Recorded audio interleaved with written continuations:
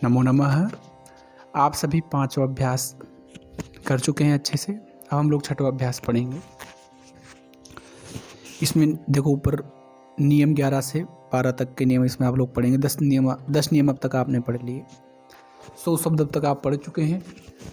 अब आप लोग 20 शब्द और नए पढ़ेंगे। सबसे पहला है धनम। धनम अर्थात होता है धन। फलम अर्थात फल। पत्रम पत्ता या चिट्ठी। वनम वन। नगरम नगर। अध्ययनम पढ़ना। कार्यम अर्थात कार्य। तुद माने होता है दुख देना। ईश अर्थात होता है चाहना। अब ये धातुएं आ गई ख से।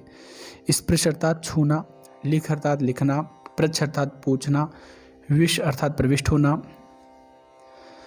इनके रूप चलेंगे तुद के तुदति, तुदतः, तुदंती। इसमें इच्छति, इच्छतः, इच्छन्ति। स्पर्श में स्पृशति, स्पृशतः, स्पृशन्ति। लिख के लिखति, लिखतः, लिखन्ति। पृच्छ के पृच्छति, पृच्छतः, पृच्छन्ति। विश के विशति, विशतः, विशन्ति। आगे प्र लगाते हैं। प्रविशति, प्रविशतः, प्रविशन्ति। अभितः अर्थात होता है दोनों ओर। उभय अर्थात दोनों ओर। परितः अर्थात चारों ओर। सर्वतः अर्थात सब ओर। प्रति अर्थात ओर। धिक अर्थात धिक्कार। विना अर्थात बिना। धन से लेकर कार्य तक जितने भी शब्द हैं, धन से कार्य तक, इन सभी के रूप गृह के जैसे चलेंगे। धनम धने धनानि। फलम फले फलानि। पत्रम पत्रे पत्राणि। वनम वने वनानि। नगरम नगरे नगराणि। अध्ययनम अध्ययने अध्ययनानि। कार्यम कार्य कार्याणि। आप चाहो तो सभी के पूरे पूरे रूप एक बार बोलकर भी देख सकते हैं। तुद से लेकर के विश तक के सभी रूप भवती के जैसे चलेंगे। तुदति, तुदतः, तुदंती। भवत इच्छति, इच्छतः, इच्छन्ति। स्पृशति, स्पृशतः, स्पृशन्ति। लिखति, लिखतः, लिखन्ति। पृच्छति, पृच्छतः, पृच्छन्ति। प्रविशति, प्रविशतः, प्रविशन्ति। और जो ग में अभितः परितः है, इनके रूप नहीं चलते। ये हमेशा एक जैसे रहते हैं सभी लिंगों में, सभी विभक्तियों में, सभी वचनों में। आज हम लोग आज्ञार्थक पढ़ेंगे। अब तक आप लोगों ने वर्तमान काल पढ़ा, लट लकार। एक प्रकार से आप लोग प्रेजेंट टेंस पढ़ चुके हैं। अब आप लोग आज्ञा देना, कमांड देना, उसके लिए इसमें हम लोग लोट लकार का प्रयोग करते हैं। और द्वितीय विभक्ति का आज आप लोग परिचय सीखेंगे। गृह शब्द के पूरे रूप स्मरण करो। देखो शब्द संख्या 26। अगर आपके पास रचनात् कौमुदी है तो पीछे 26 शब्द संख्या देखिए। शब्द रूप संक्षिप्त रूप लगाकर धनादि के रूप गृह के तुल्य चलावें। नियम 10 इन शब्दों में लगेगा। गृहम पुष्प पत्र नगर कार्य। नियम 10 में वो है र और श के बाद नकुण कहाँ पर होता है, तो गृहाणि पुष्पाणि पत्राणि नगराणि कार्याणि, इसमें नकुण हो जाएगा। अतः इनमें आने के स्थान पर आणी, एन के स्थान पर एण और आनाम की जगह आणाम लगेगा। कुल मिलाकर के 3 जगह चेंजिंग आती है। प्रथमा विभक्ति बहुवचन, तृतीय विभक्ति एकवचन और षष्ठी विभक्ति बहुवचन। तो नपुंसक लिंगों में 3 जगह, पुल्लिंग वाले शब्दों में 2 जगह, केवल तृतीय विभक्ति एकवचन में और षष्ठी विभक्ति के बहुवचन में। तुद आदि के रूप भू की तुल्य चलेंगे। लट लोट लंग विधिलिंग में इसको का इच्छ और प्रच्छ का पृच्छ हो जाता है। देखो इस धातु को इच्छ आदेश हो जाएगा। आदेश मतलब इच्छ बन जाएगी 4 लकार लट लोट लंग विधिलिंग में, और प्रच्छ पृच्छ बन जाएगा, र री बन जाएगा। जैसे तुदति, इच्छति, स्पृशति, लिखति, पृच्छति, विशति।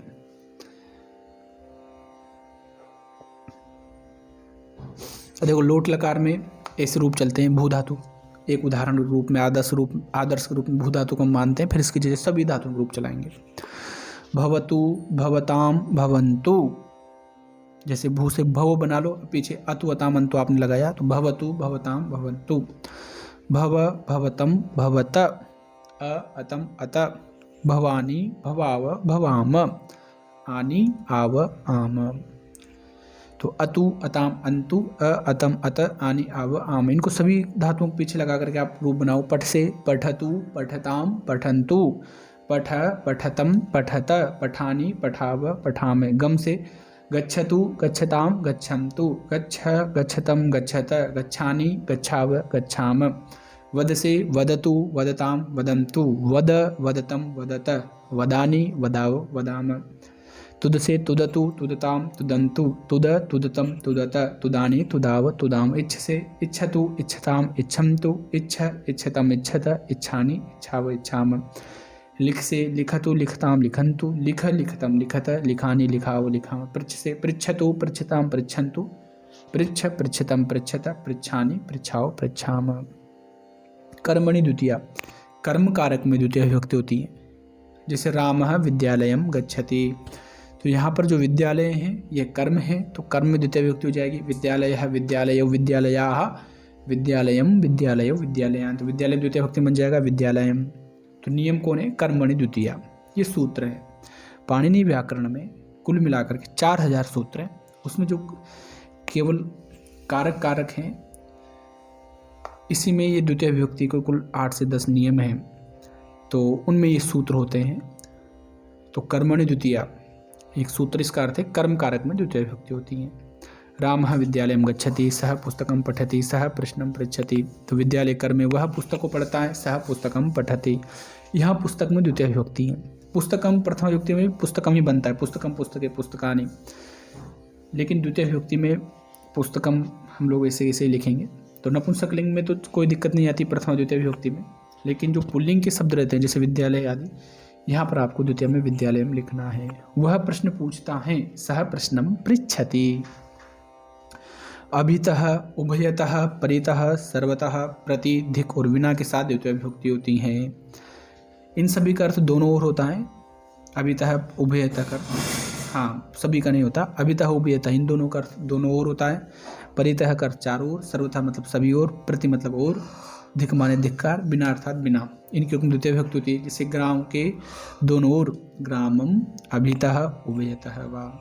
और एक बात ध्यान रखना, अगर पीछे स्वर हो तो जो ये हलंत म होता है ना, ग्रामम का म, ये ऐसे ही लिखा जाएगा। और व्यंजन हो तो ये जो म है ये अनुस्वार बन जाएगा, अंक की मात्रा बन जाएगा। तो यहाँ पर पीछे स्वर है अभितः का अ, इसलिए इसको म ही लिखेंगे। ग्राम अभितः उभयतः व, गांव के दोनों ओर, ग्रामम प्रति, गांव की ओर। दुर्जन को धिक्कार, दुर्जनम धिक। राम के बिना, रामम बिना। तो ये नियम आपने अच्छे से पढ़ लिए पूरे, ये एक बार और आप देख लीजिए। अगर आपको समझ में नहीं आए तो आप 2 बार सुन लो, 3 बार सुन लो। अब हम लोग अभ्यास करेंगे, वाक्य बनाएंगे। वह पुस्तक पढ़े, लोट लकार आज्ञा दे रहे हैं। सह पुस्तकम पठतु, तू खाना खा, त्वम भोजनम खाद। मैं गांव जाऊं, अहम ग्रामम गच्छानि। अब देखो इसमें मी लिख रखा है ना, ये अशुद्ध टाइप हो गया, नहीं आएगा यहाँ पर। अहम ग्रामम गच्छानि।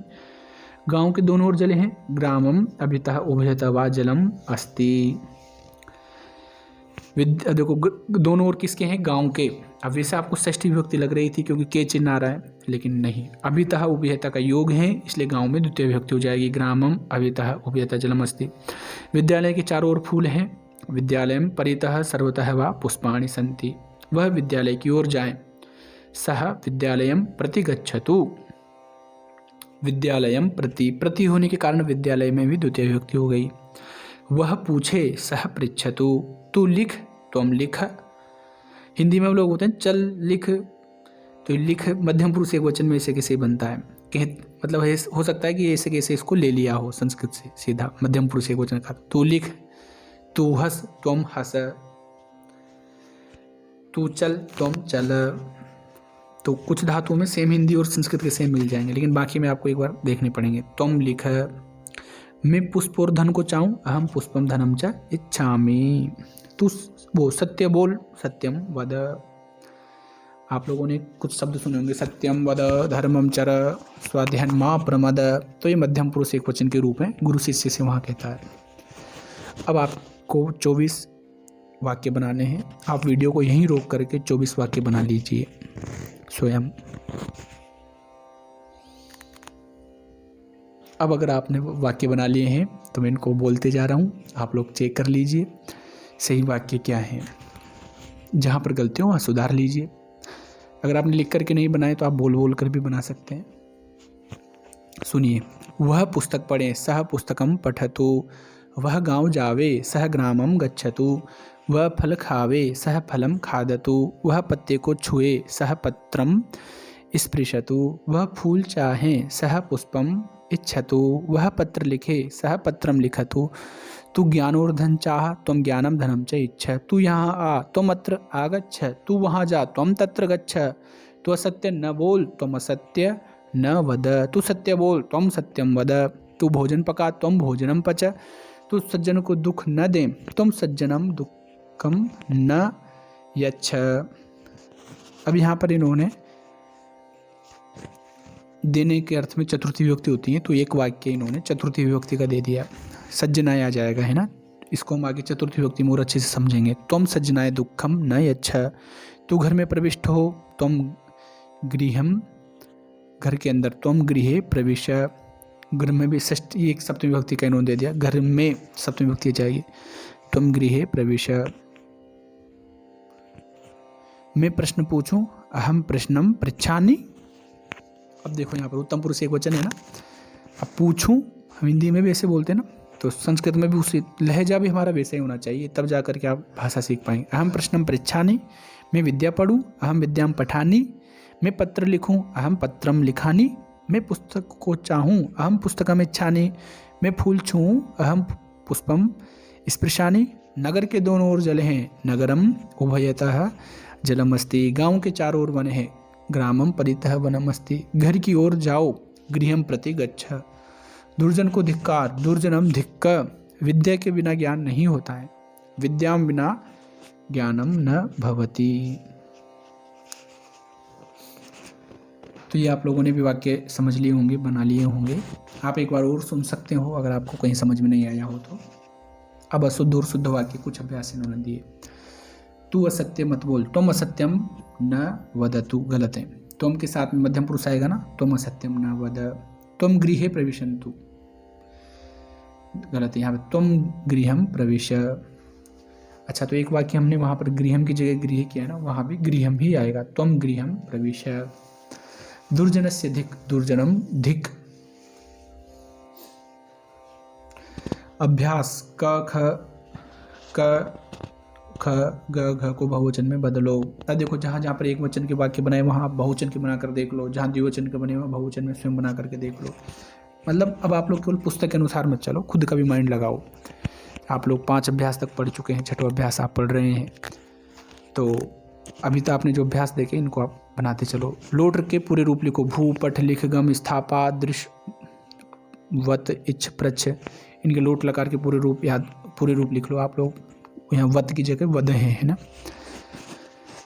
एक बार बोल कर देख लो। भवतु भवताम भवन्तु, भव भवतम भवत, भवानी भवाओ भवाम। पठ में पठतु पठताम पठन्तु, पठ पठतम पठत, पठानी पठाओ पठाम। लिख में लिखतु लिखताम लिखन्तु, लिख लिखतम लिखत, लिखानी लिखाओ लिखाम। गम में गच्छतु गच्छताम गच्छन्तु, गच्छ गच्छतम गच्छत, गच्छानि गच्छाओ गच्छाम। स्थान में तिष्ठतु तिष्ठताम तिष्ठन्तु, तिष्ठ तिष्ठतम तिष्ठत, तिष्ठानि तिष्ठाओ तिष्ठाम। पासे पिबतु पिबताम पिबन्तु, पिब पिबतम पिबत, पिबानी पिबाओ पिबाम। दृश्य पश्यतु पश्यताम पश्यन्तु, पश्य पश्यतम पश्यत, पश्यानि पश्याओ पश्याम। इन तीनों के ऑप्शन एक बार बोल करके देखो। वाक्य बनाओ। अभितः उभयतः परितः सर्वतः प्रतिधिक विना पठतु वद तिष्ठ इच्छानि लिखानि पृच्छानि। इनके वाक्य आप स्वयं बनाओ। रिक्त स्थान भरो। अभितः जलम, इसके आगे कोई भी एक शब्द लिख दो। उभयतः वनम, परितः पुष्पाणि सन्ति, धिक् त्वम। अब आप स्वयं इन वाक्यों को एक बार बनाइए और एक बार चेक कर लीजिए। मैं कुछ उदाहरण बोल देता हूँ। ग्रामम अभितः जलम अस्ति, वनम हो, गृहम उभयतः वनम अस्ति, विद्यालयम परितः पुष्पाणि सन्ति, दुर्जनम धिक् त्वम पुस्तकम पठ। इस प्रकार से हमारा ये 6वां अभ्यास पूर्ण होता है। अब आप लोग अगर अब तक पढ़ते आ रहे हैं, आपको समझ में आ रहा है, तो कमेंट करके ज़रूर अपनी प्रतिक्रियाएं दें। आप वास्तव में बहुत ही धैर्यशाली हैं जो आप अभी तक पढ़ रहे हैं। शुरुआत सब कर देते हैं, लेकिन लंबे समय तक चलने के लिए बहुत धैर्य की आवश्यकता होती है, और जो लंबे समय तक चलने वाला धैर्य रखते हैं वही आगे बढ़ते हैं। स्पीड से तेज भाग करके रुकने वाले की अपेक्षा धीरे धीरे चलने वाला, निरंतर धीरे धीरे चलने वाला व्यक्ति श्रेष्ठ होता है। तो आप अब अगर अभी तक पढ़ रहे हैं